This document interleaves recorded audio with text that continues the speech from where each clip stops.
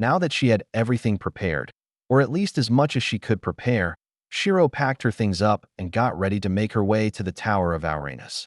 Are you leaving now? Quella asked with a small smile. Amen. I can't be wasting any more time. It's already been a few months since we saw the ancient terror, so I should get a few primordial trials under my belt before I face him. Shiro smiled. Confident now, are we? Quella chuckled as Shiro nodded her head. Confidence is good, but make sure you take care, okay? Since it's a solo trial. The most I can do is wait for you outside with some food since. The trial itself will heal you if you complete it. Quella smiled. That'll be rather handy. Shiro replied, since having some food after a long workout would be good. In that case, then I'll let my familiar follow you for a bit. Once you enter the trial, I'll start preparing since it'll take you a while to complete it. Quella smiled at this point. Despite only having one divinity, Quella had confidence that Shiro could complete the trial despite the high difficulty, mainly due to her weapon Nivlim.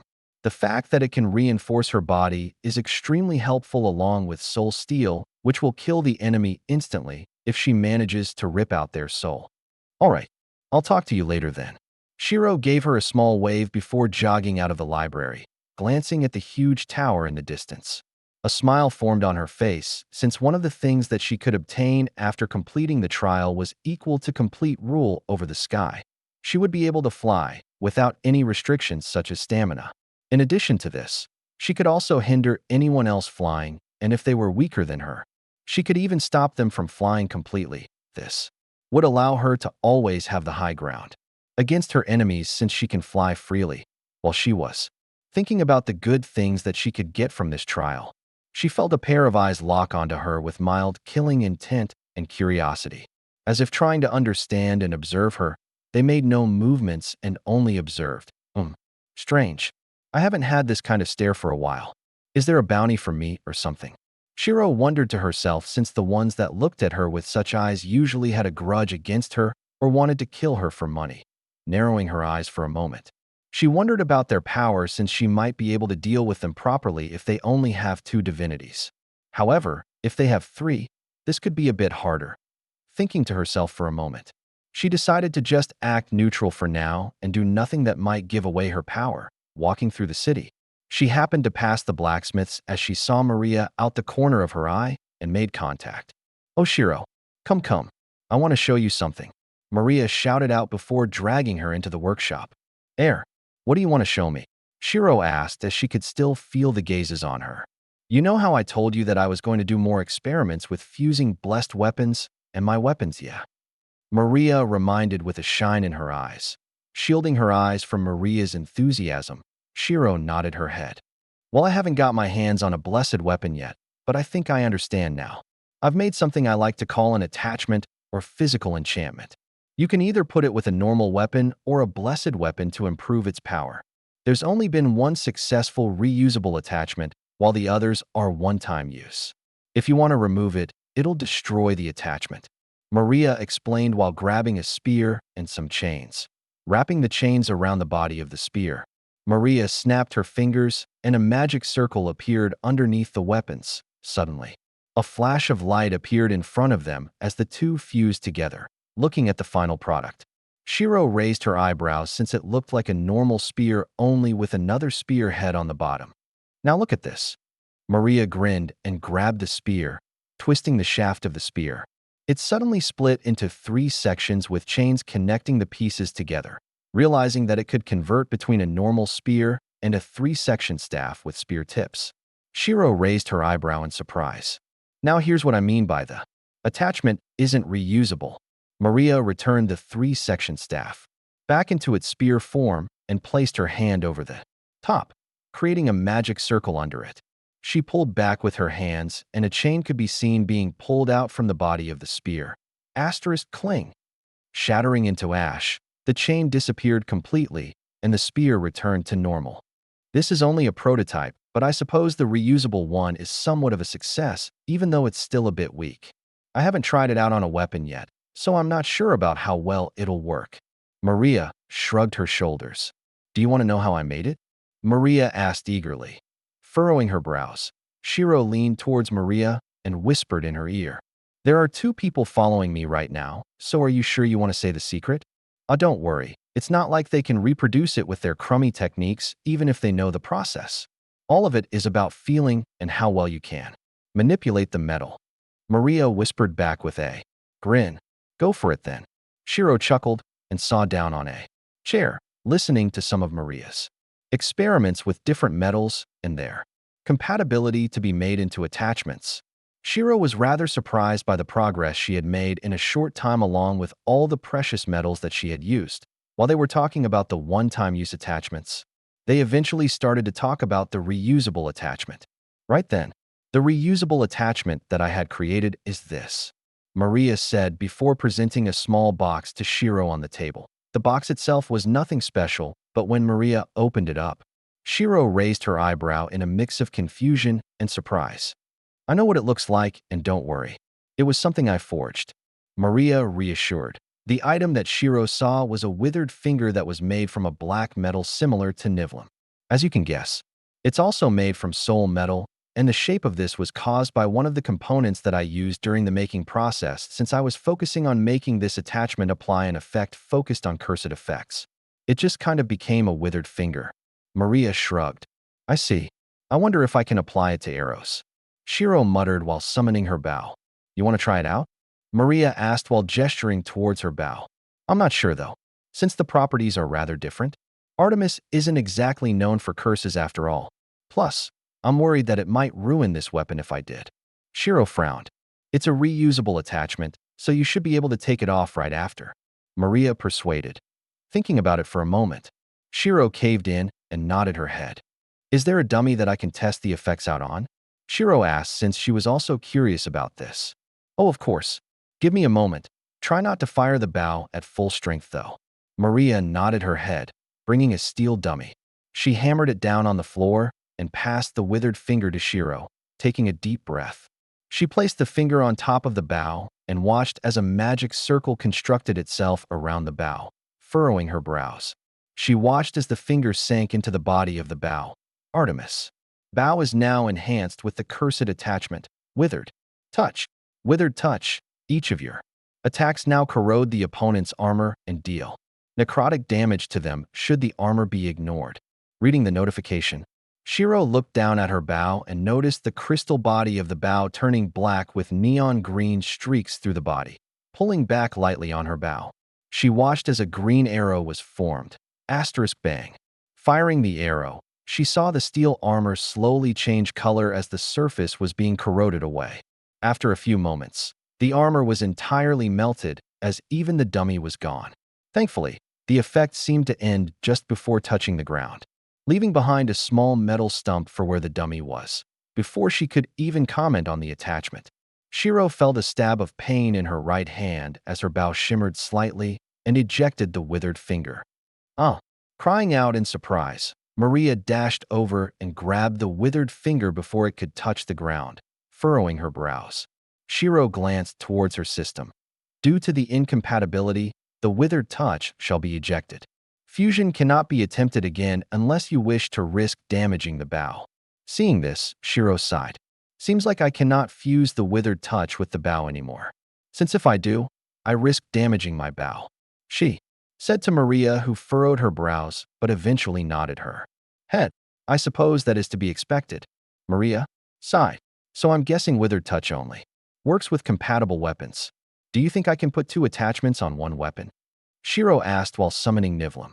Oh, that could work. Are you sure you want to try though? I thought it would damage the weapon. Maria asked. She was all down for experimenting, but she was worried about Shiro's reply since she was the one with the weapon in the end if a blessed weapon was broken. One that was enhanced by her own sentient blade. Her heart would hurt too.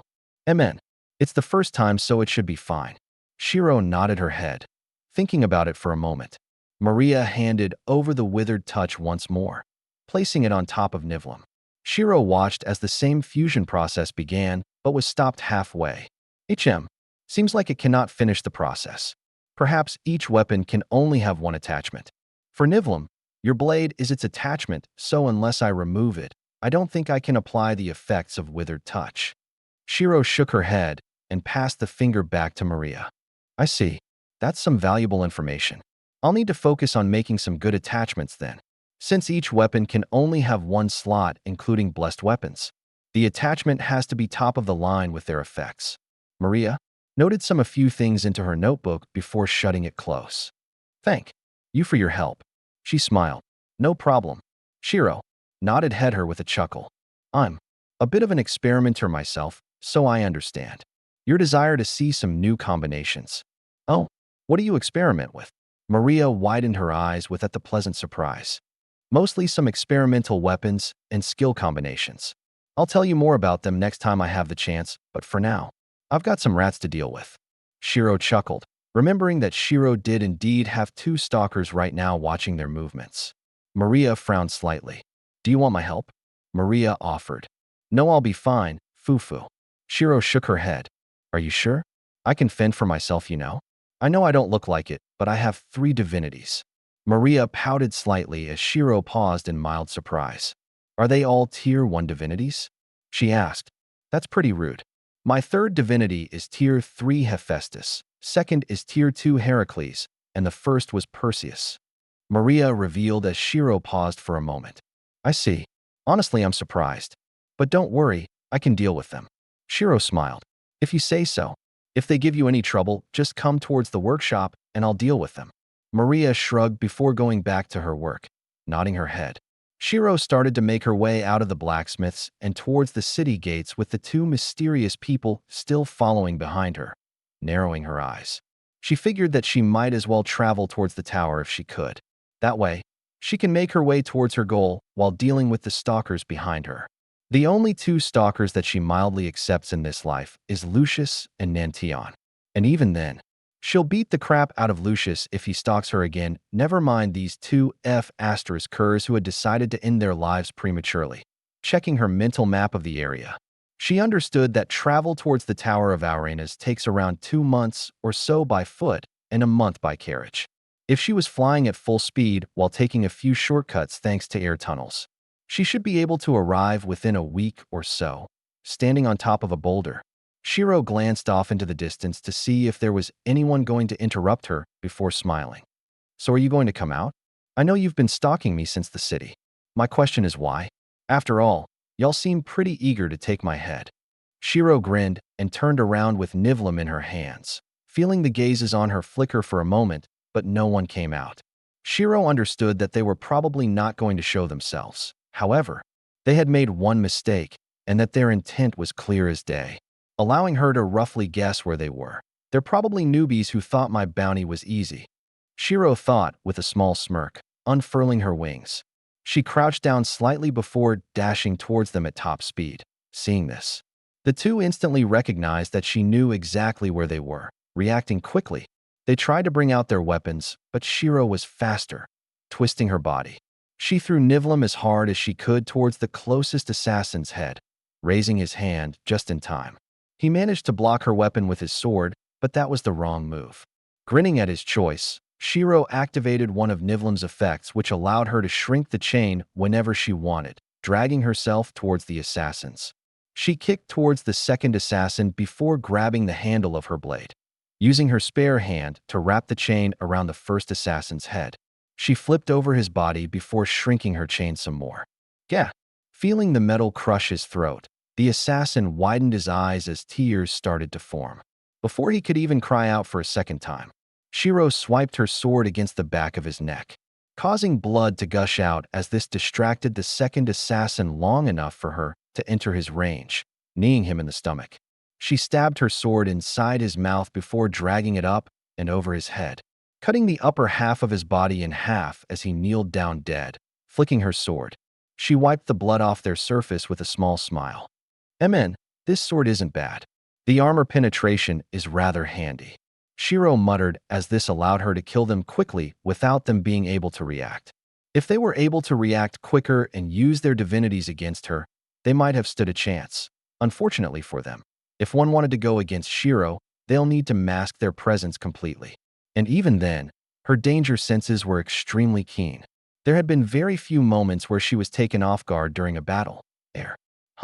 Well, that's certainly a brutal way of battle. I've always wondered what you'll be like battling against humans since I haven't seen you do it yet. but I have to say, I feel sorry for them.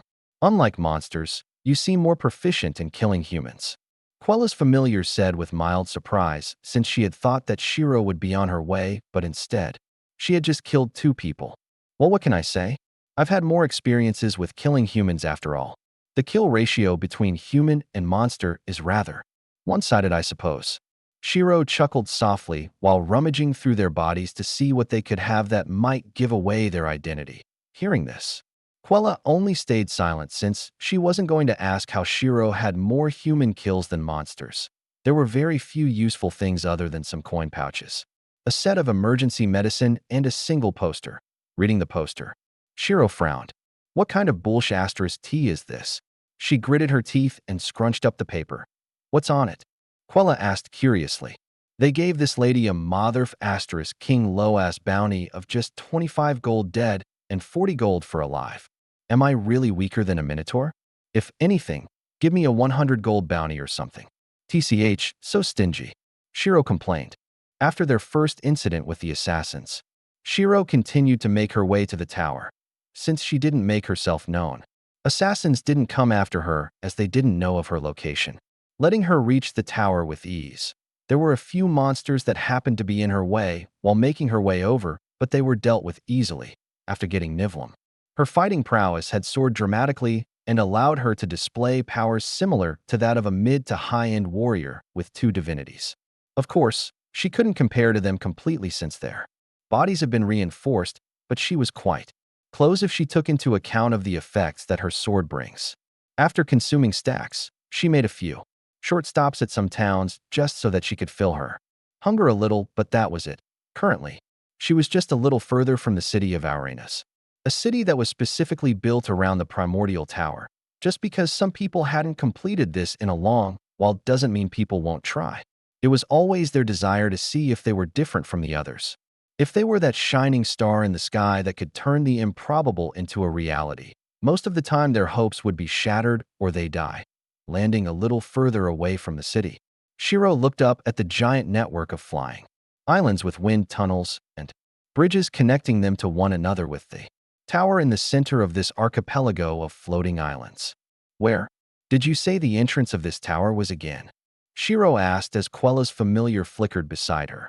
There are a few entrances, and the higher you go, the less tests that you have to take. At the top of the tower, I believe there is only one test, and it's the hardest one, but it's the easiest in terms of your stamina.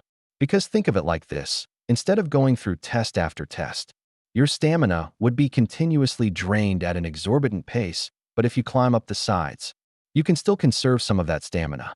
Quella explained. There's a catch though, isn't there? Of course, after a certain distance, you will lose your power of flight and will have to climb up there by hand. The higher you go, the harder it is.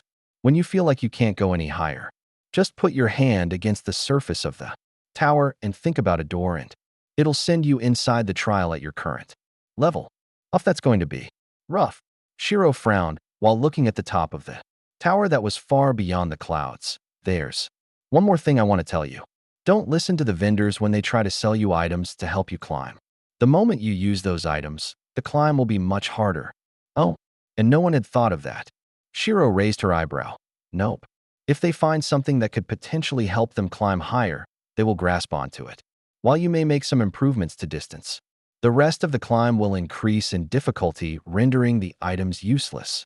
Hearing this, Shiro nodded her head and walked up to one of the air tunnels that led up to the floating islands. Normally, she would want to stick around for a bit and find out a little more, such as the armors or weapons that they used, but she was already prepared, so she didn't care about those kinds of things right now.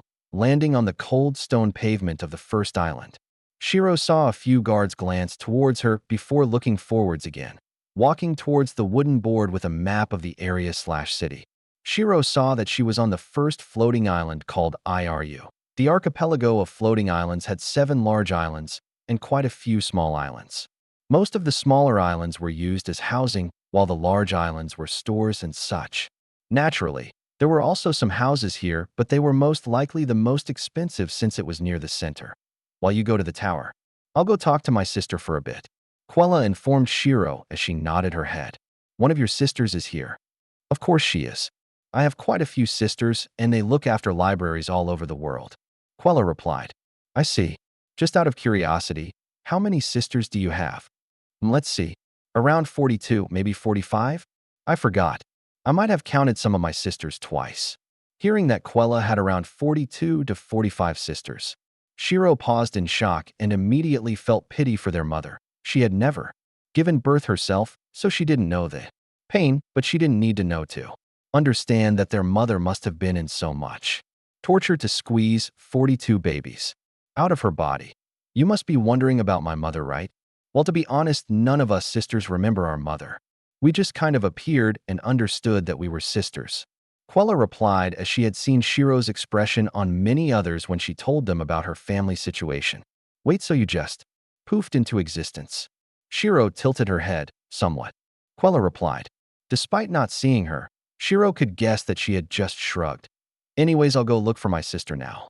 Nodding her head, Shiro watched as Quella's familiar flew off into the distance, shaking her head slightly. Shiro looked for the closest island to the tower, seeing that it was the island called Auros. Clearly inspired by Uranus, Shiro started to make her way to the island through a series of air tunnels. She would occasionally glance around her to look at the scenery and saw that a few guards were patrolling around the islands with flight just in case someone fell off the edge despite barriers being built. People still get drunk up in the floating islands, so they had to take care not to let anyone die in an accident. Just as she was traveling through the air tunnels, Shiro saw two kids playing around, then one of them tripped on their leg and slammed into one of the barriers. Ouch! Shiro couldn't help but pity the kid since that was a pretty loud slam. If the barriers weren't there, he would have fallen off the edge with that trip. Seeing the kid stand back up and laugh, Shiro sighed softly and had a small smile on her face, looking up at the sky. She couldn't help but shake her head at the situation around Ian. She had grown up so fast in the span of a single year. From egg to adult bird who could now cook. Thinking about what life would be if Ian was a normal child, Shiro immediately dismissed that thought since she would have needed to abandon her if that was the case. She wouldn't have been able to look after her, nor would she have been able to raise her properly with everything that's been going on.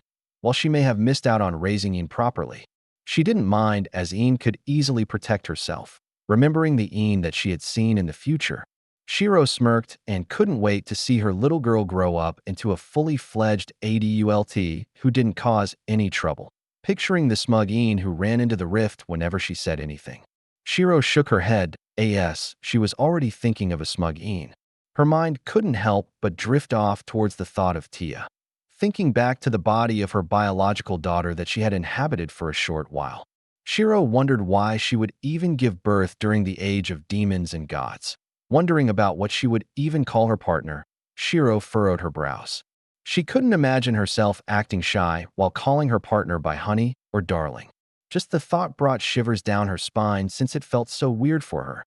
She felt like she had to be top or else it'd feel off. Thinking about such steamy thoughts in the middle of the day, Shiro couldn't help but blush and quickly shake her head. No lewd thoughts. Trial only. She chanted to herself and made her way to the tower. Arriving at the base of the tower, Shiro could see quite a few people preparing themselves to climb up to the top, while others had already started. There were even some that entered straight away as Shiro was curious as to what they saw. However, once she remembered that the trial is different for everyone, she gave up on the idea. Walking up, she lined herself at the end of the queue since barging forward would be quite rude and she didn't want to become a public enemy. "My beautiful miss, you seem like you want to try the primordial trial," a young voice called out as Shiro glanced back to see a boy roughly 13 years in age. I am indeed going to try the primordial trial. Is there something I should know?" Shiro asked curiously. "Well, I know some secret tricks and tools to help you climb higher. Do you want to know?" He offered with a smile. No, I'm fine. This lady here wants to see how far I can go without the help of tools." Shiro chuckled. "Oh, well, I can give you information on how to climb if you want." The boy offered another service as Shiro could detect some anxiousness in him. Smiling softly, Shiro nodded her head. "Sure, if you want. How much will this cost?" she asked. "Not much, just some bronze." The boy brightened up as Shiro nodded. Reaching into her pouch, she grabbed a few silver coins. While she wanted to give him a gold coin, the moment some unsavory fellows saw it on a kid, They might try to take it from him since he was quite weak. Crouching down, she slid the coins into his pocket without anyone else noticing. Missed this I dash, stopping him before he could say anything. Shiro chuckled. Shoo, don't let anyone know, okay? For a young lad like you to want to sell information so badly, you must be needing money, right? Shiro patted his head as the boy paused for a moment before tearing up. Nodding his head, he tried to suppress his cries while wiping his tears away. So take this money and be careful, okay? Others might get jealous. Giving the boy a moment to calm himself, Shiro continued to wait in the queue. Sorry about that, miss. The boy apologized as his eyes were a little red around the edges from the crying. It's fine. Now why don't you tell me some of the information you know about climbing the tower? Shiro chuckled. Climbing up the tower, you can actually fly up for around a third to half of the way up, depending on how strong you are. Those that are very powerful can possibly fly up to the midway point before their flying divinities are forcefully taken away. Once that happens, you'll need to attach yourself to the tower quickly, so the best choice is to probably fly close to the side. The closer you are to the top, the more monsters there are. While they may not be as strong as some of the monsters that you've seen normally, their main goal is to distract you and make you waste stamina. Some might even try to drag you off forcefully, so unless they start to grab at you, you probably should ignore them. The boy explained as Shiro raised her eyebrow. Oh, how do you know this? Shiro asked curiously. I've been eavesdropping on a few conversations, and I've managed to pick up on some of the key details. The boy replied with a smile. Impressive. Thanks for the information. Take care out there, okay? Shiro chuckled as the boy nodded with a happy smile and jogged off. Good luck, miss. He called out, giving him a small wave. Shiro smiled softly at his direction before glancing back at the tower, narrowing her eyes towards the top. She wondered how long it'll take her to see the monsters, with clouds in the way. She couldn't even see the middle section of the tower, never mind the top. Once she was at the front of the queue, Shiro stretched her body slightly before cracking her neck. Crouching down, she cracked her neck and grinned. Asterisk, bang. Shooting up like a rocket, Shiro's body shot past a few that were climbing manually who started to curse at her since she almost caused them to fall, ignoring their cries. Shiro glanced back slightly and could see the city going further and further away. Just as she was about to turn her attention back to the tower, she could feel a resistance slam into her. Her flight speed was immediately slowed down as Shiro quickly adjusted herself and prepared to fly up once more. While there is some resistance, it wasn't too bad as Shiro could still fly with a decent amount of speed. However, after flying for a little longer with the clouds looking like they were not too far away, Shiro felt the resistance increase to the point where her flight was akin to a snail's crawl. Understanding that this was probably due to the fact that she only had one divinity and that her body hadn't been reinforced enough, Shiro summoned Nivlim and stabbed it against the side of the tower, making sure that it was jammed in properly. Shiro sat on her blade and furled her wings up, resting for a moment. Shiro looked down and saw that she was very high up at this point. The city was just a small splotch at this point, but she knew that she was still nowhere near the top. Shaking her head, she stood up on her sword and made sure she was in a comfortable climbing position before unsummoning Nivlim. Climbing up, she could see a few people ahead of her who had sweat dripping from their heads. The back of their clothes was soaked through by the sweat. Some of them gave up and summoned the door while others continued. Ignoring them, Shiro focused on finding good spots for her hands and feet, since this was essentially a giant wall climb only with monsters and trials. Continuing to climb at a steady pace, she managed to pass a few of the other climbs who were struggling over whether or not they should stop now. After all, they needed to save their stamina for the actual trial itself. Reaching the clouds, Shiro furrowed her brows while her vision was obscured. Without her vision, she needed to take a lot longer to find a good spot to place her hands and feet. Not only that, she could also feel a bunch of her muscles aching from the climb, especially her back and shoulders. Gritting her teeth, she summoned Nivlim and jammed it into the side of the wall. While it was a little harder to jam it in properly this time, she was still able to do it thanks to the innate armor penetration. Sitting on the sword, Shiro massaged her shoulders a little along with her parts of her body, since she hadn't used any items yet. The difficulty of the climb was still at its lowest. She was tempted to use some medicine to relieve the fatigue, but doing so would just be sabotaging herself. resting for roughly 20 minutes. Shiro stood back up and resumed her climb. Unlike others, she could give herself a small break every now and again thanks to her sword, so she really couldn't complain. Seeing her surroundings brighten up slightly, Shiro knew that she was close to leaving the clouds, mustering up some more power from within her. She managed to pull herself past the sea of clouds. Looking back, she shielded her eyes from the sun and saw a blanket of clouds that were clouded with an orange hue thanks to the sun. Looking up, she could see a few bird-like monsters that circled around the tower. Glancing past the monsters, she finally saw the top of the tower, but with how far it was from her, Shiro wondered if she could even make it that far. It wasn't that she was giving up, but with only one divinity, it might be better for her to enter the tower now. Shaking her head, she decided to go as far as she could. Once she couldn't go up any higher, she'd enter the tower. Taking a deep breath, she dragged her body up and continued to climb. The climb was getting harder and harder. Each step took a huge amount of effort for Shiro. However, with the occasional rest thanks to her sword, she was able to make it up to where the monsters were. The moment they spotted Shiro, they opened their mouths and screeched loudly, flinching slightly from their cries. Shiro gritted her teeth and stabbed the sword into the side of the wall, standing on top of her sword. She summoned her bow and started to fire arrows at the monsters. "Oh, will you shut the F***ck up?" Shiro glared towards them and fired arrow after arrow, killing the ones that were shouting the loudest. Shiro unsummoned her weapons and started to climb up, sensing some danger. She grabbed Nivlim and jammed it into the side of the tower, grabbing onto the handle of her blade. She swung herself to the side before grabbing onto the ledge, narrowing her eyes. She could see a giant eagle of sorts with its claws buried in the side of the wall. The boy didn't mention the big-ass mutated eagle that would probably kill me with one hit. Shiro's smile twitched, but her eyes shimmered slightly as she had just thought of an idea.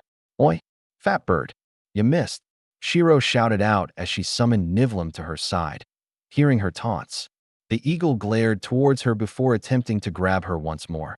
However, this time, Shiro was prepared. Throwing her sword at the eagle, she watched as the chain wrapped around the eagle's body, activating Nivlim's ability of shrinking the chain. She dragged herself onto its back. *KI. Thrashing around in protest, the eagle tried to get Shiro off its back, but failed as Shiro was grabbing onto her chains with all her strength. "Calm down now, just help me get to the top, okay?" Shiro grinned, wrapping the chains around its beak and neck like a leash. Shiro pulled back as hard as she could, but noticed that she couldn't contest against its strength properly. Thinking about it for a moment, a sadistic glint appeared in her eyes, slashing it lightly with her blade. She saw a single stack appear on its body. "This will work," Shiro thought with mild excitement, while she was stacking up her sword's passive ability on the eagle's body. It was trying to throw her off with a few different attempts, from thrashing around to crashing against the wall. It was a constant battle between the two as Shiro was too nimble for the eagle, slashing at the eagle constantly. Shiro could feel her fatigue catch up on her as her arm could barely move at this moment, but it was worth it. After all, she had applied the maximum number of stacks on the eagle's body, 130 stacks. Twirling her blade into a reverse grip, she consumed all of the stacks and a purple aura exploded out of her, plus 25% attack speed, attack damage, armor penetration plus 40% soul steel plus 50% body reinforcement, dragging the chains, which acted like reins. Shiro pulled back and forced the eagle to fly upwards, since her stacks only lasted around a minute and a half. She had to make the most of this. While she was forcing the eagle to fly up, she summoned her bow and notched her sword onto the string like an arrow, pulling back as hard as she could. Her bow's power also increased thanks to her 50% reinforcement of the body. *bang. Firing her sword as an arrow, she watched it turn into a streak of purple and flew towards the top of the tower. Seeing the sword pierce the tower in the distance, Shiro narrowed her eyes and tugged at the sword. Feeling quite a bit of resistance, she decided to risk it, wrapping the chains around the eagle's neck. She shrunk a part of it and started to strangle the eagle, activating the 40% soul steel. The eagle couldn't even scream as his body was reduced to ashes. With her body now in free fall, she shrank the chain so that she could reach where her sword was. *KRR. feeling her body being pressed down by the pressure. Shiro gritted her teeth and held on tight to the chains as her body was being dragged up. Several monsters tried to attack her, but her killing intent managed to scare them off. For those that ignored this, she would kill them with her chain thanks to the 40% soul steal. However, she needed to get to the top before her stacks ran out. Thankfully, she was able to reach her sword. Looking up, she could see that the top was roughly 300 meters away from her, and there was no way that she could get there without the help of her stacks. Thinking about it for a moment, she wondered what kind of pressure she'll have to face at this moment. Should her stacks run out and climb as high as she could? In the remaining few seconds of her body, reinforcement, but even when her body was reinforced, she could barely make a single meter of progress. With that in mind, Shiro stopped and summoned the door. Diving in before her reinforcement ended, she jumped into the tower. ####. Oh my. Ouranus. She was quite creative with her tools, wouldn't you say? Nyx laughed as she watched the old man in front of her narrow his eyes at the floating screens. Much like when she had brought Tartarus to have some tea, Ouranus was undergoing the same treatment at a round of tea while watching Shiro cheat his tower. Oh, don't pull that face. You have to admit that it was pretty impressive. Who would have thought that Hades' weapon would actually help her out like that? She is now at the second to last test of your trial. If she completes this one, the last one is just a boss, and as it is a one-on-one fight, I have my bets on Shiro. Nyx said with a smug grin while drinking some tea. If she completes this one, Ouranus grumbled. Oh, shut it, you old oaf. You better hope that she completes it. Nyx rolled her eyes as Ouranus was clearly displeased by the way she addressed her. Leaving that kind of power to a single person is rather stupid, is it not? What if she turns against us? What then? I say once she gets out we should take it for ourselves so that we can deal with this problem. Ouranus suggested when the lights around them suddenly extinguished. Boy, it was this thinking that had your children overthrow you in the past. How's the balls doing? Oh wait, they were cut off and turned into Aphrodite, weren't they? You touch a single hair on Shiro, and I'll do much worse to you than what Cronus did before. Nyx warned as Ouranus frowned slightly before crossing his arms and nodded his head. Seeing this, Nyx smiled and returned the light. See, just behave yourself and watch the things play out. So long as you don't go against Shiro or piss her off with your actions, she won't kill you. Nyx smiled. Are you telling me to bow down to a mortal? PFT, she ain't mortal no longer. You forget she has obtained a spot in the Hall of Divine, so she's essentially a demigod now at Tier 5. Nyx laughed. Usually, one would only get a spot when they reached Tier 7, but Shiro had actually obtained the spot 2 tiers ahead of time. Plus, aren't you curious about what she'll become later? The administrators even created a special rank for her after all. Nyx shrugged before narrowing her eyes. Her smile faded away and her aura changed from the casual one to a serious one. The time of us, God, is over, Ouranus. Either bow down now or be killed by her. It's your choice. In this new world, there's no need for gods like you, Cronus or Zeus. Hearing this, Ouranus stayed silent before disappearing from his spot, shaking her head. Nyx played around with a teacup before glancing towards the screens once more. ##### rolling against what seems to be the ground. Shiro glanced around her and saw that she was in the center of a giant floating island with quite a few columns pointing towards the sky. There were large statues along with buildings surrounding her as she saw a notification on her system interface. Test of Ouranus, floor 200. Seeing that this was the 200th floor, Shiro furrowed her brows and immediately got into a combat stance, summoning her sword by her side. Shiro panted slightly as her stamina was near bottom, but since this was one of the test floors, she couldn't relax. However, after a while of waiting around, nothing had happened which caused Shiro to frown. Waiting a little longer, she unsummoned her sword and saw down, taking the moment to rest. Seems like I can do this at my own pace. Shiro muttered while glancing back at the system to check the details. Since she entered this room and immediately saw Test, she thought that she had to fight, so she couldn't spare the time to check the details. Now that she knew there was no danger, she could read at her own leisure. Test of Ouranus, floor 200. There are 10 pillars in this room. Each requires a specific key and key parts. You can gain keys from the guardians that are summoned by the pillars. Each guardian has a different restriction.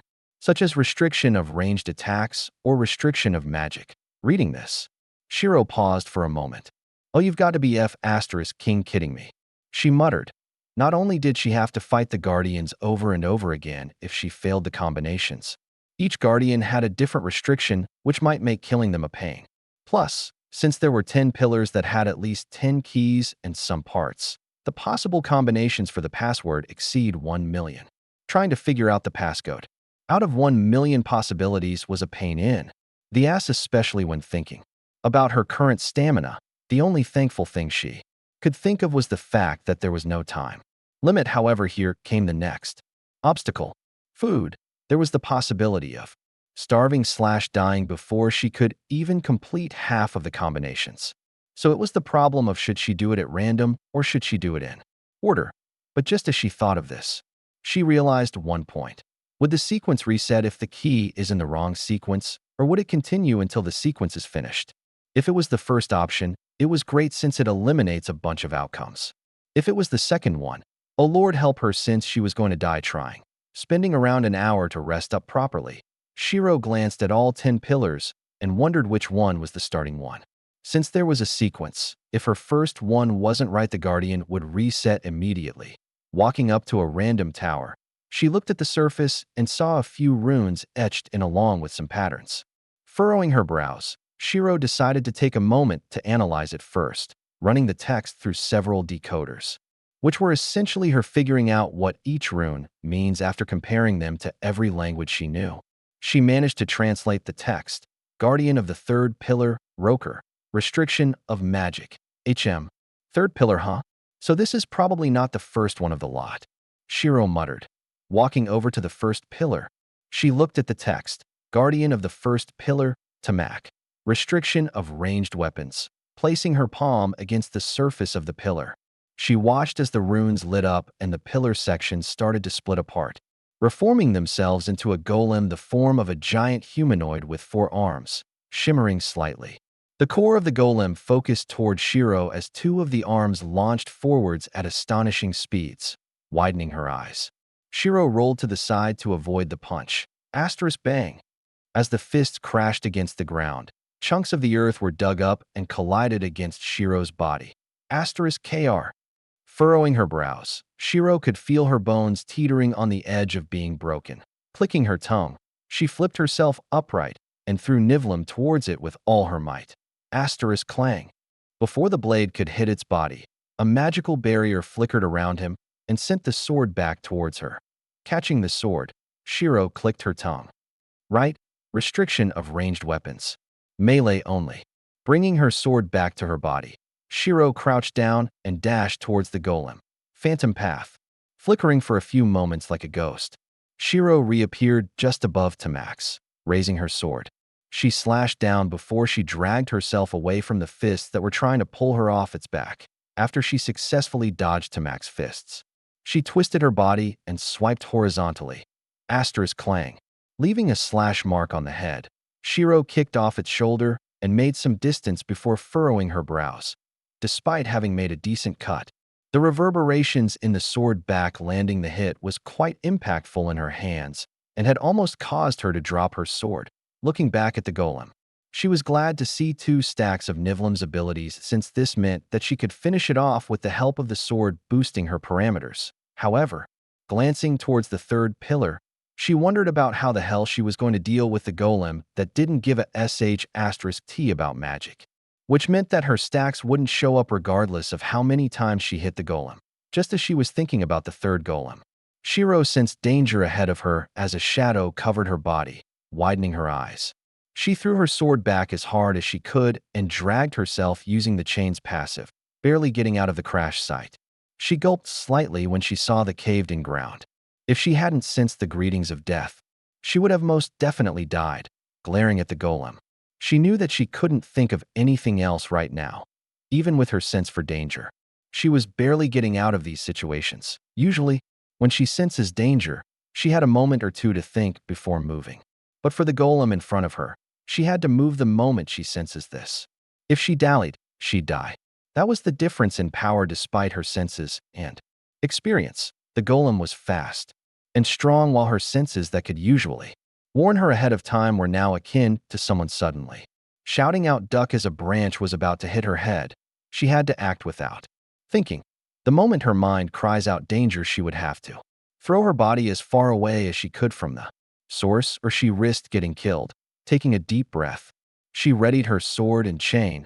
Crouching down, she dashed toward the death trap once more, dodging the initial punches with some mild scratches. She wrapped the chain around its arms and pulled herself up onto its shoulder, slashing at the head as much as she could before it tried to punch her.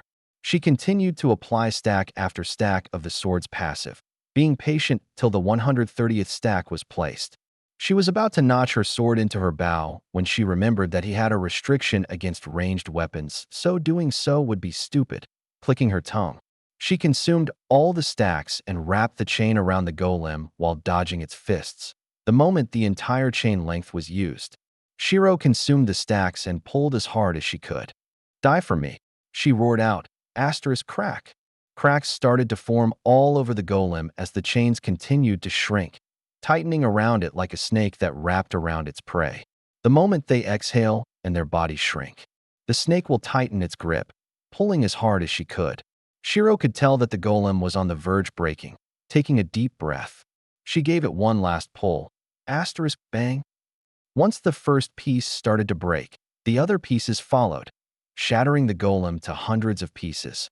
Shiro watched as the pieces slowly reformed itself back into the pillar, only this time without runes, and a key floated in front of her. Snatching the key, Shiro huffed and realized that there were grooves in the shape of the key on every pillar.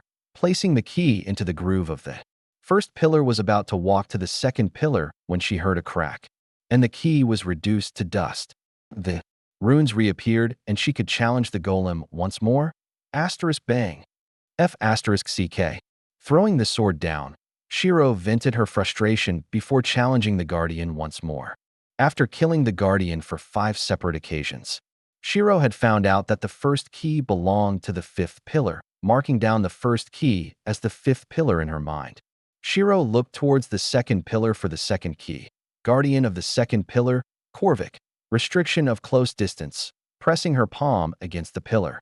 The pieces transformed themselves into a bird roughly 200 meters away from her. The moment she tried to walk closer, the bird would flicker back. "So I can't get closer than 200 meters? Troublesome." Shiro frowned, but this was fine since she could fire her sword from her bow. Summoning her bow, she felt danger as the bird flapped its wings. Widening her eyes, Shiro quickly ducked behind the 3rd pillar. Bang. KRRR. Watching the sharp of ice slam into the pillar and attempt to freeze it, Shiro furrowed her brows. If the 3rd pillar wasn't close enough, then she would have been frozen into an ice statue. Summoning both her sword and bow, she peeked around the corner and drew back on the bow, firing the sword/arrow. She watched as the sword stabbed into the bird golem's leg without any problems. While it wasn't a deep stab, it was much better than the shallow wounds that she could only inflict into the golem. Compared to the last golem, the bird's defense is definitely weaker, though normal arrows from this bow might not be as effective as the sword. She mused to herself while ducking back into cover. Bang. Right after she ducked into cover, another blast of ice collided with the pillar, furrowing her brows. Shiro saw that there was some ice already wrapping around the pillar, so she should probably look around for some more cover. Checking around her current area, there were only a few one-time use covers that would be destroyed with a single hit thanks to the bird. To make matters worse, she'd only be able to use them once, meaning she couldn't use them when she fought the bird again for the right combination, meaning her most reliable source of defense was probably the pillars. Narrowing her eyes, she decided to find out how many shots the pillar could take. Just as the hem of her dress touched the ice, a part of it froze up and broke off in an instant. Widening her eyes, Shiro understood that even touching the ice is a problem. Why does every one of you F***ers have to try to kill me in one hit? This lady is offended. Shiro muttered while guessing that the pillar can only take one more shot before the ice wraps around to the other side. Firing her sword, she ducked back into cover as an ice blast followed soon after. With the ice closing in on her, Shiro dashed to the second pillar and fired her sword on the way there, repeating this process until the final pillar Shiro had ACCU.mulat 27 stacks so far. One more stack, and she'll be able to have a 6% chance of soul steal along with a 10% increase to her physical parameters, after a few short moments of firing and dodging. Shiro finally reached 30 stacks, but most of the covers had been frozen, so unless she can kill this one in one shot, she'll need to be careful of her next steps. Taking a deep breath, she consumed all the stacks and shot the sword at the bird. However, just before the sword flew off the bow, Shiro felt error for O3 stir and latch itself onto the sword. "I'll wait. You stupid element, don't waste yourself on a weak mob monster." Shiro shouted out, but the sword was now halfway towards the bird. Slamming her foot against the cover, she dragged the chains and tried to bring it back to her. Asterisk bang. Feeling the tension of the chain shoot up in an instant, Shiro gritted her teeth and tried her best to pull it back to her. Thankfully, she was successful, and the sword returned to her. Looking at the error circuits which seemed to be pouting with its arms crossed, Shiro felt like a vein was about to burst. "Listen here. You can go for Big Boss, but that is not Big Boss. It's a mob enemy. You don't waste yourself on mob enemies." Shiro lectured as the error flickered for a moment before retreating back to her hand. Clearly upset, shaking her head, Shiro decided to talk to this error of hers at a later date, notching the sword once more. She was about to fire when she felt resistance from the blade. "You complain too, and I don't mind pulling you off the chain and breaking you in half," Shiro warned as the blade settled down instantly. TCH. Clicking her tongue at the two disobedient children, Shiro fired the empowered shot at the bird and managed to kill it in one go. Jogging over, she claimed the key before glancing back at the towers. Now that the bird was dead, the ice had now thawed and the pillars returned to normal. Sighing in relief, she was worried that the ice would remain. If they did, it would have been a pain to have to find new covers. Trying the second key on the first, she watched as both the keys were reduced to ash. Asterisk sigh, sighing deeply. She massaged her shoulder and challenged the pillars once more, starting with the first pillar. #####. After hours of combat with the occasional rest in between, Shiro was now starving as her stomach was running on empty. Even with the help of her stacks, she was only able to get a small burst of strength, which only makes her hunger worse, if anything. The good news was that she had been quite lucky with some of the pillars, allowing her to find their spot quickly. So far, the sequence is as follows: first key in the 5th pillar, second key in the 7th pillar, third key in the 1st pillar, 4th key in the 8th pillar, 5th key in the 2nd pillar, 6th key in the 10th pillar, and the 7th key in the 3rd pillar. With 3 more guardians left, Shiro sighed and rubbed her stomach, taking a moment to look around the place. She wanted to see if there were any sources of food that she could potentially use, otherwise she might have to become a herbivore and eat grass. It was much easier to find food back on Earth, since she could just kill a monster for its mana crystal. She didn't need to bother about the meat if she didn't want to. Another bonus was that the crystal was rather sweet too, so it was essentially eating candy that would fill you up. However, despite her searching, she couldn't find anything, so she gave up in the end and returned to the pillars, steadying her mind. She challenged the remaining guardians on an empty stomach. ####. The last few keys could only be called hell, as she struggled fight after fight, but she had finally finished the combination. The 8th key was slotted in the 4th pillar, the 9th key in the 6th pillar, and the 10th key in the 9th pillar. Just as she inserted the final key, she watched as each key cracked in 2 before more slots appeared on the pillars. Reconfigure the keys and place them in the new slots. For each wrong configuration, a golem with the merged restriction will appear and consume the shards. Kill it to reclaim the shards. Raising her eyebrows, Shiro was glad that she didn't need to kill the 10 guardians all over again, otherwise she'll truly die. However, there was now the worry of what combination she should do. If she combined the ranged and the close range together, she wouldn't be able to defeat the guardian at all, since they'll be impervious to attacks. But there was no absolute, as even gods can die, so there must be a trick to this. Setting that aside for now, Shiro worked at figuring out the combinations of the keys. ####. After a while of tests and fighting, Shiro noticed a small pattern.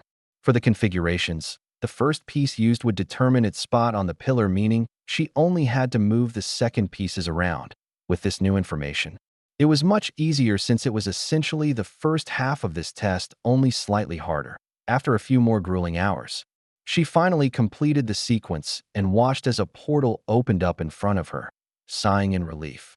She wanted to cry tears of joy, but that should be saved for later since if she cried now, it'd be tears of hunger. Walking through the portal, Shiro had to quickly brace herself as a gust of wind almost knocked her over. Looking around her, she saw that she was actually at the very top of the tower. So I was literally one test away, huh? If I had been able to climb to the top when I was outside, it would have been much easier. Shiro muttered. The top of the tower was rather bleak as there were only a few pillars around the edges of the place, which was connected by the domed roof that had carvings depicting the primordial god himself. That I in the center of this place was a single empty throne. Seeing her notifications blink, Shiro checked her system. Primordial divinity of Uranus. Defeat the shard of Uranus and claim the divinity for yourself. Just as she finished reading this, Shiro felt the wind surrounding the tower increase as it blocked out the surrounding world from her view, furrowing her brows. She could see that the wind would definitely shred her to pieces if she so much as approached it. Turning towards the throne, she saw an illusionary figure with a set of glowing eyes, sitting on the throne. There was an air of aloofness which annoyed Shiro, but she surpassed that feeling for now. Raising his hands, the figure slammed it back down on the arm rest of the seat. Without hesitation, Shiro unfurled her wings and flew to the side as quickly as she could. Asterisk crack. Shattering the surface apart, Shiro couldn't see what had just attacked her, but her best guess was probably the wind. TCH, an unseeable attack, huh? Shiro muttered with a frown. Since the tower changed depending on the challenger, it meant that this was made specifically for her. No wonder. If not for my instincts, I doubt others could even sense the attack coming. Shiro thought to herself, since this was much faster than what she had to deal with previously, summoning her sword. She was about to dash forward when she was forced back by a second projectile of wind.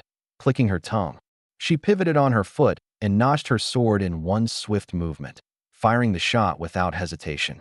She watched as the sword launched towards the figure, snapping his fingers. The figure summoned a tornado in front of him, which forced the sword out of its initial path. With the sword being dragged into the tornado, Shiro had to quickly unsummon her sword so that she wasn't dragged along with it. He has an invisible projectile that can be launched at high speeds and a tornado that can force my sword off the original path. Shiro analyzed while dodging projectile after projectile, furrowing her brows. She wondered how she could attack it effectively. While Shiro was doing this, the world below her started to stir the moment she entered the top floor.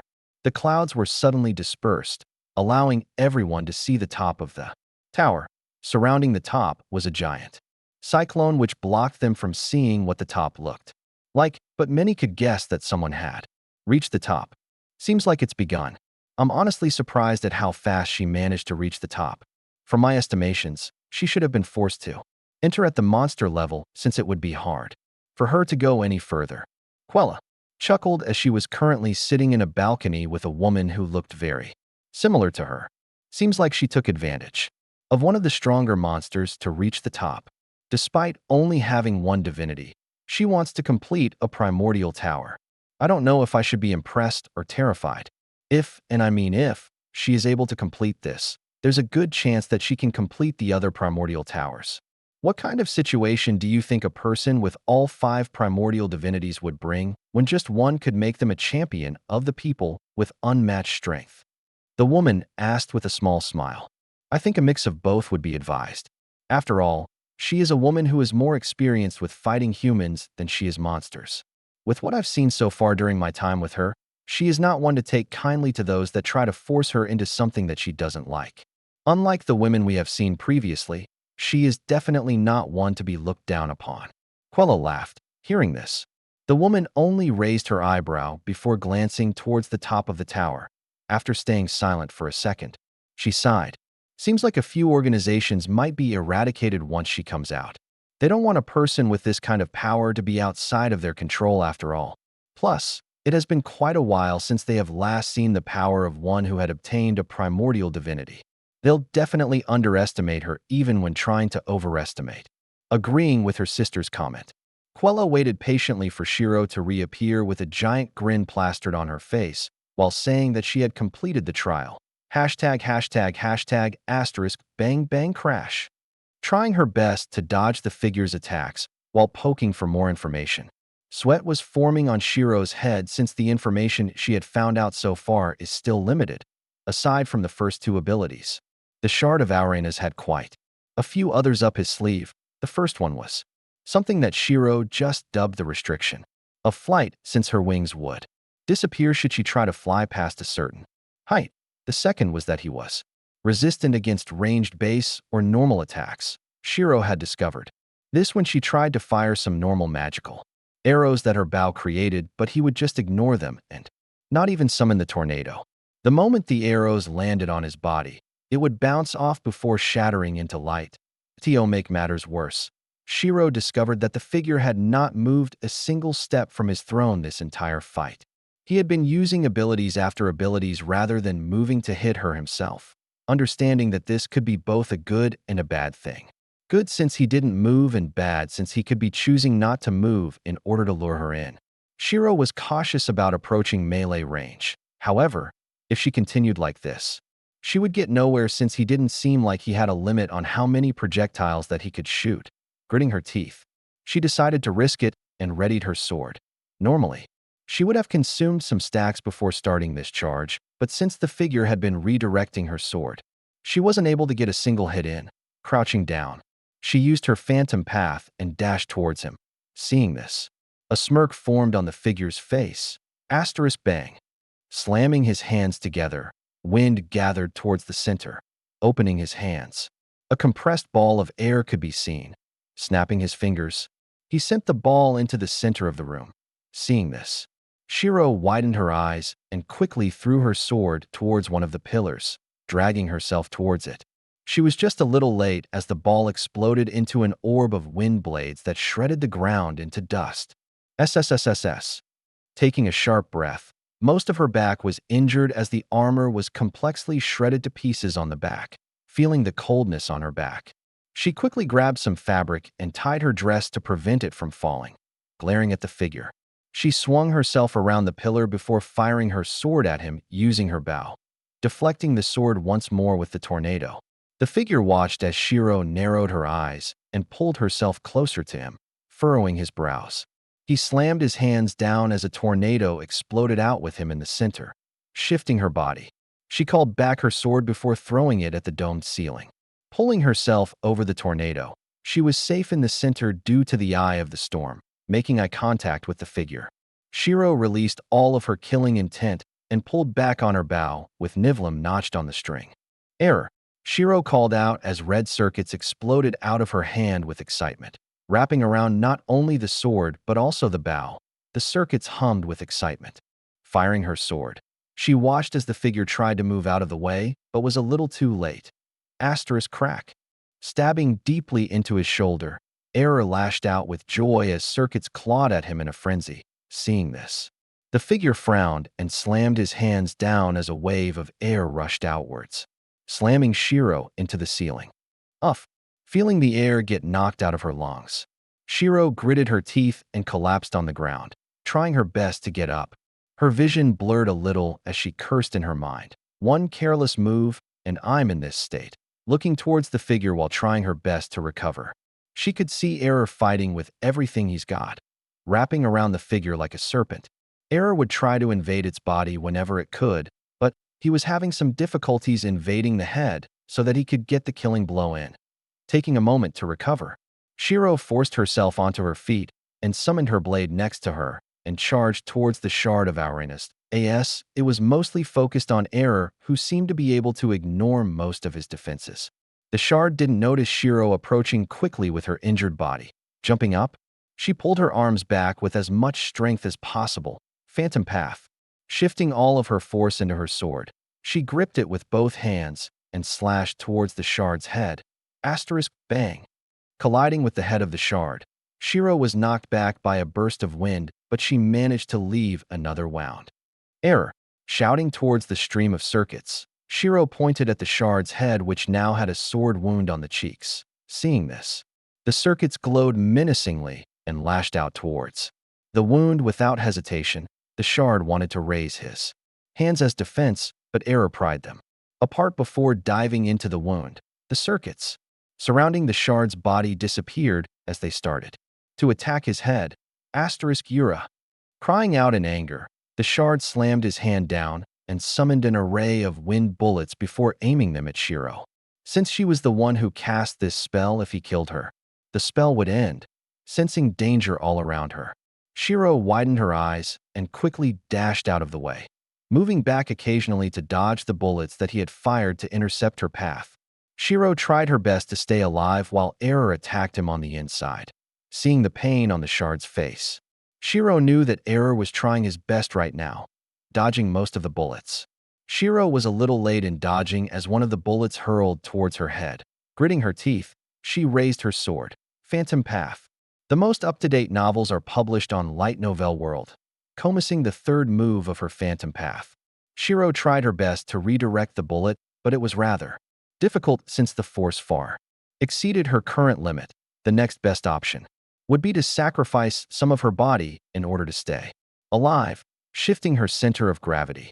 She allowed the wind bullet to strike towards her left shoulder and arm instead of her head. Pushi. Shredding up a chunk of her shoulder along with her arm. Shiro shrugged off the pain and quickly dodged the next bullet. Glancing at her shoulder, she could see that some of her bone had been shredded up as well. Rude. She muttered while dodging. She quickly created a support cast of sorts so that her arm didn't fall off during her dodges. Now that she could only use her right hand, fighting the bow was not an option anymore. Holding the sword with her right hand, Shiro stomped down and threw the sword towards the shard's head, despite dodging quite a few of his attacks. It seemed like error was having some difficulty, so Shiro was going to help it out. Seeing the sword fly towards his head, the shard remembered what had happened last time and summoned a tornado to redirect its path. However, that was exactly what Shiro was aiming for. Tugging on the chain, she used the inertia to drag herself towards him before summoning her sword back into her hand. Twisting her body, she stabbed towards the shard's eye. Puchy eye. Digging into the eyes, Shiro twisted her arm and dragged out the eyeball with all her might. Just as she did this, error seemed to have gotten the encouragement that he needed as circuits exploded out of the shard's head, shredding up the rest of his body in an instant, hopping off the falling corpse. Shiro glanced at Error, who was currently bouncing around on her hand in happiness, smiling softly. She wanted to pat it when she realized that her left arm is disabled right now. Sorry, I'll pat you later. Shiro smiled softly as Error nodded his head before snuggling up to her face, resting for a while. It faded back into her hand, chuckling softly. Shiro glanced towards the corpse of the shard and saw something shimmer within its body. Walking up, she saw that it was glowing sigil that had an icon in the shape of a gust of wind. Raising her eyebrows, she saw her system get updated. You have completed the Tower of Uranus. You have attained the primordial divinity of Uranus. Primordial divinity of Uranus. You can fly without limitation. You can prevent others from flying if they're as strong as or stronger than you. You can impose difficulties during their flight. You have control over the wind and can use it as a weapon to attack or a shield to defend yourself. You can reshape or add more air tunnels at will. Flying type monsters will submit to you unless they're stronger by a large margin. Wind magic is useless against you. You have some degree of control over the weather. You can apply one of these restrictions 3 times per day. Restriction of ranged weapons. Restriction of magic. Restrictions last for 3 minutes. Reading all of the benefits that came with the divinity. Shiro raised her eyebrow in surprise when the sigil shattered into light before entering her body, receiving all of the things that she needed to know in her mind. Shiro looked at the wind surrounding the roof and snapped her fingers. Dismissing the wind, she walked to the edge and looked down, seeing quite a few people surrounding the tower. Shiro understood that this was probably not a good time to head down. Thinking about it for a moment, Shiro snapped her finger and had the clouds obscure the top of the tower, stepping back lightly. She jumped off the edge of the tower, just as she was about to unfurl her wings to fly. She felt something stir within her as she was able to fly without unfurling her wings. Raising her eyebrow, She smiled and launched herself a little further away from the tower, landing roughly a mile outside of the city. She made her way back. There were quite a few people curious about her since there was a giant wound on her shoulder, but Shiro ignored their stares of shock. Walking through the city, Shiro wondered where Quella was staying when a butterfly flickered in front of her. Understanding that it was Quella's familiar, Shiro followed the butterfly. Soon, she arrived in front of a rather beautiful house with a balcony. Opening the door, Quella had a smile on her face. "Come on in. This is my sister's house." Nodding her head, Shiro walked in. "I must say, I was half expecting you to look worse than this." Quella chuckled while pointing at her shoulder and the state of her back. "What can I say? The trial wasn't exactly kind on me. This was the result of 2 hits. If any of them hit me directly, I would have died." Shiro shrugged with her right shoulder. How is your wound on the back not a direct hit?" Quella asked with confusion. "The attack missed. This was just the result of the attack's effect." Shiro replied as Quella widened her eyes in shock that in the past. She had seen the heroes bearing similar injuries from direct attacks, but for Shiro, the attack had missed. If they had landed, Quella didn't even want to think about the state that Shiro would be in. "Now, if you don't mind, can I get something to eat? I am starving," Shiro asked with a forced smile, since she was on the verge of passing out from starvation. "Oh, of course. Come, I'll introduce you to my sister too." Before Quella could lead Shiro further into the house, a beautiful woman approached Shiro. "I welcome you to my home, owner of the primordial divinity." The woman bowed with a small smile, giving Shiro some medicine along with some food. The 3 of them sat down while Shiro was chewing on some bread. Right then, "Do you want to tell me what you received from your divinity?" Quella asked curiously as Shiro nodded her head. She didn't mind telling them since they were going to be helping her in terms of facing against the ancient terror. The divinity I received can be explained in 3 simple terms. Shiro smiled and raised 3 fingers. "First, I can fly without limitations and prevent others from flying, or at least hinder them if they're too strong. Second, I can control wind, whether that be using it as a shield or weapon. Naturally, this includes the air tunnels. Third, I can impose 2 kinds of restrictions: restriction of ranged weapons and restriction of magic. Meaning, magic from divinities will have no effect on me, and people can't shoot arrows at me. Hell, they can't even throw swords at me since it counts as ranged." Shiro grinned. "Wait, hold on. So you're telling me you can stop others from attacking you from range? And magic doesn't work on you?" Quella asked with disbelief.